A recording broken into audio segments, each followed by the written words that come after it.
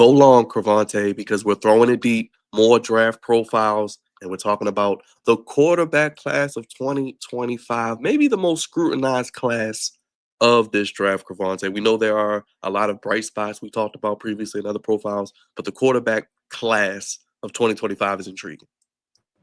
Um, I'll I'll say this. Um, we've been doing draft profiles for a couple years now. This was the longest it took for us to actually get to the quarterbacks. Like people probably don't know like how the draft profiles are coming out, like how we chose to do this. We typically do the draft profiles in chunks and then put them out in pretty much in that order.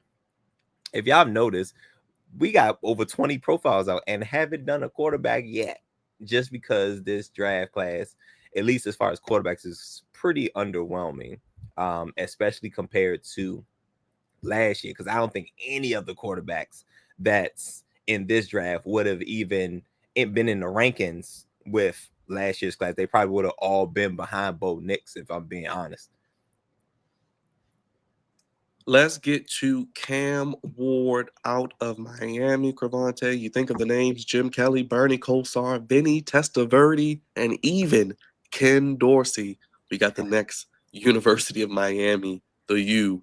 It's good to see the U back on top. But Cam Ward in 2020, 2021, he started at Encante Word.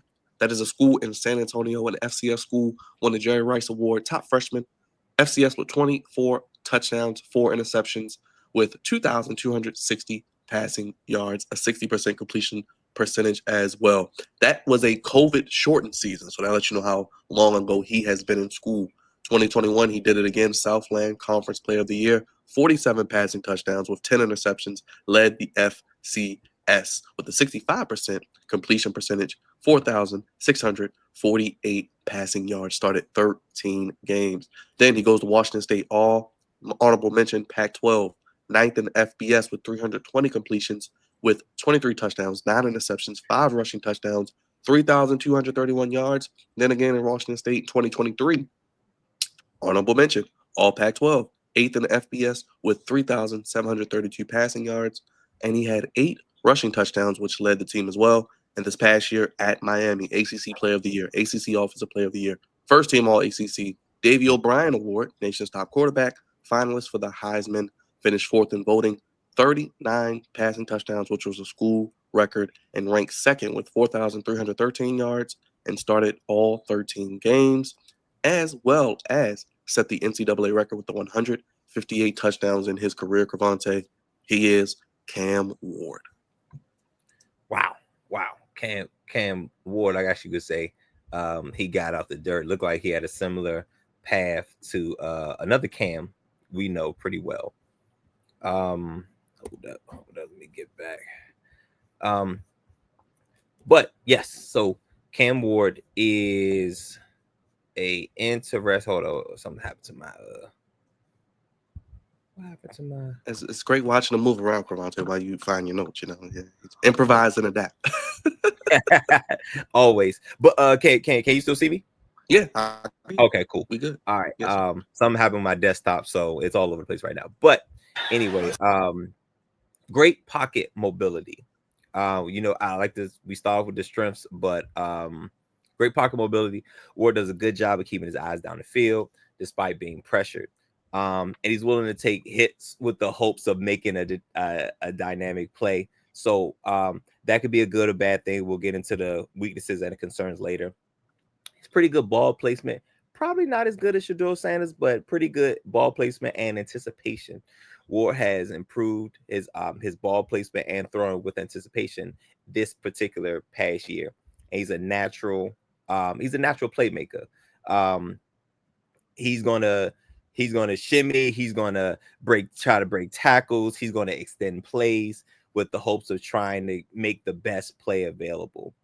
But that segue will go into, I guess, his weaknesses. Ball security. Typically, guys who are playmakers, like back in the day, RG3, Lamar Jackson, um, even some wide receivers, you see how some of the wide receivers they catch the ball and it's kind of it's not high and tight. It's kind of just out there. It's away from his body. He does that a lot, which will cause a lot of fumbles and a lot of turnovers.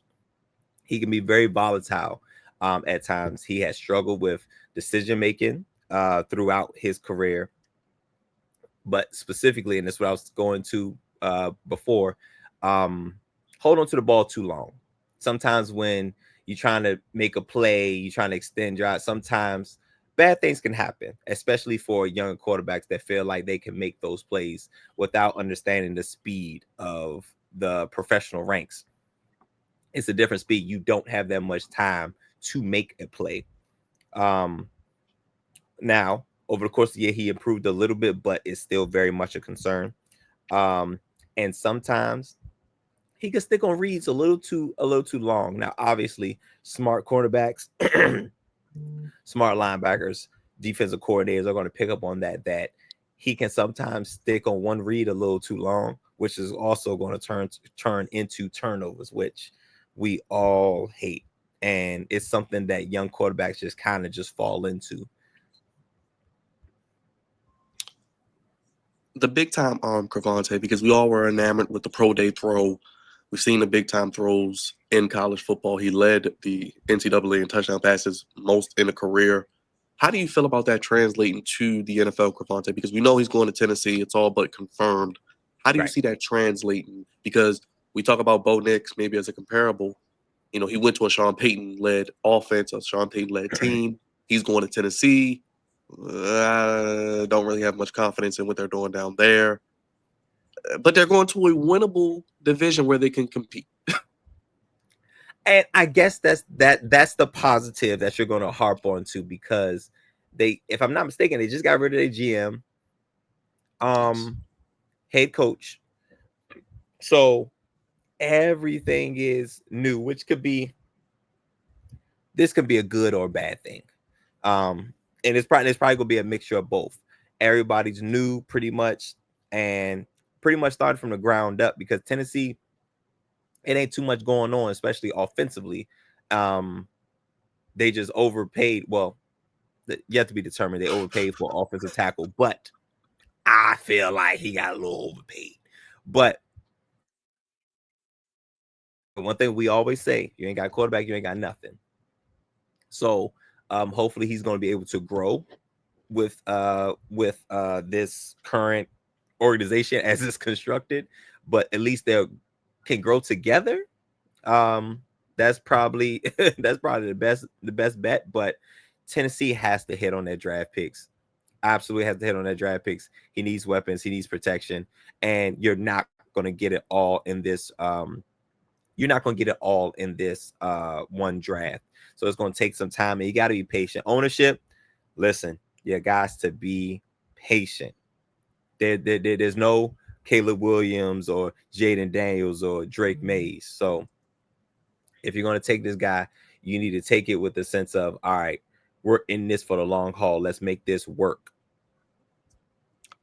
Pro, who you think he compares to? I've heard a lot of different names, but I want to hear from you, Cravante. So there are a couple different names, and I finally got my desktops and all that to do what I wanted to do. But so it's a couple. I heard James Winston. I heard Jordan Love, and one that I think I probably lean a little bit more to is Jay Cutler. With their body type and skill set, and more so their reckless abandonment with the ball. He reminds me a lot of Jay Cutler, because Jay Cutler was a lot of boom or bust, a lot of boom plays, a lot of bust plays. It's like Jay Cutler is like like that. Cam Ward has a lot of that in him, so he's gonna have to get a offensive coordinator and a quarterbacks coach that's going to settle him down, because Jay Cutler had his highlights, but Jay Cutler had a lot of lowlights. You know what I'm saying? So we want to limit those lowlights and push up, and obviously have more highlights, but it's going to take time. But those were the comparisons that I've, come across with Cam Ward. So the Titans pick number 1 overall, then they pick at 35, then they pick again. I don't know if they have a 3rd round pick. I don't see them on the 3rd round currently.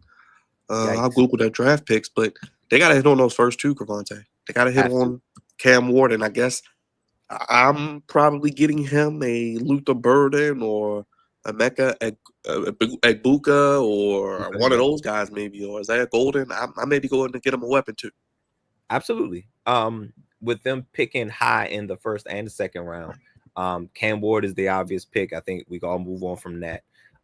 In round 2, there will be a lot of good, talented weapons to choose from at the top of that 2nd round. We've been talking a whole lot about a lot of the talent in this draft is going to be there in the second round, but it's about what do you value, what do you have now, what could Egbuka or Luther Burden complement? Can they properly complement the offense for Cam Ward? And also see what else is out there in free agency. Listen, protection is key. This is your number 1 guy. This is the guy you're going to put your eggs essentially in this basket. You got to protect them as well. They actually had the number 1 defense last year. A lot of people don't realize that. Cravante Denard Wilson, former Baltimore Ravens secondary coach, goes to Tennessee, number 1 defense, but they sucked on offense. Remember, the A.J. Brown trade blew up in their face. Treylon Burks, that didn't really work out so far. But they pick number 1 overall, Cravante, number 35 overall. Then they don't pick again until round 4, numbers 103 and 120 from the Seahawks. And then they have 2 in the 5th from the Chiefs for the war trade, the war trade, and then number 178 and 188. So they got to hit on 1 and 2. Hey, so and also this may be something they should consider. And this will put my GM hat on.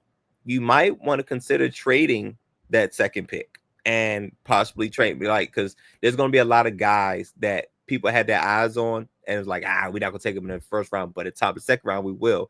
And they're in a prime spot at the top of the 2nd round for somebody to trade up, and they can get a 3rd round pick, you know what I'm saying, and pick up another pick or 2, because whatever these first 2 picks are, they're probably not going to change lives crazy. You know what I'm saying? You want as many picks as you can have because you have a lot of holes to fill.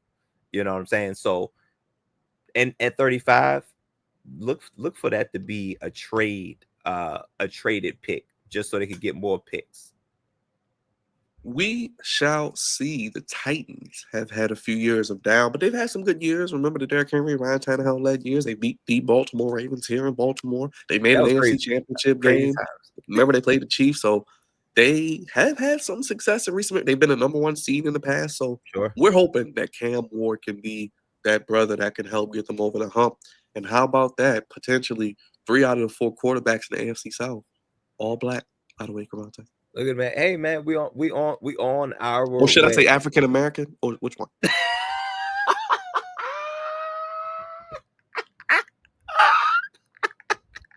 Hey, man, that's a great inside joke. What timing? You're really good. You're really good, Byron. You are really good. God's favorite host, guys. God damn it. God's favorite host for real, man. Yeah, absolutely. The NFC East looks like they have all black quarterbacks, and the South, the AFC South, looks like they're on the same move as well. But great timing with the inside joke there, Byron. God dog it. It's the Flex Zone. And Cravante, what do the people need to do, no matter their race or origin, if they're watching this video? And we got a lot more great content on the way, especially as we head towards the draft.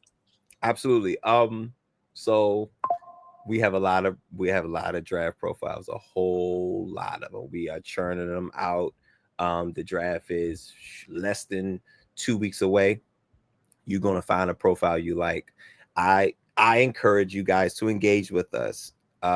Maybe there's a guy that you know about that you think we should do a profile on that we haven't covered. Also, please, we're churning these draft profiles out. Hit the bell for notifications to be so YouTube can let you know that we got some new stuff out. Also like and subscribe, man. You'll find something you like. We love doing these draft profiles. Hopefully you enjoy them as well. Cravante will be back. We'll be back with more. We'll keep attacking this quarterback class right here on the Flex Zone.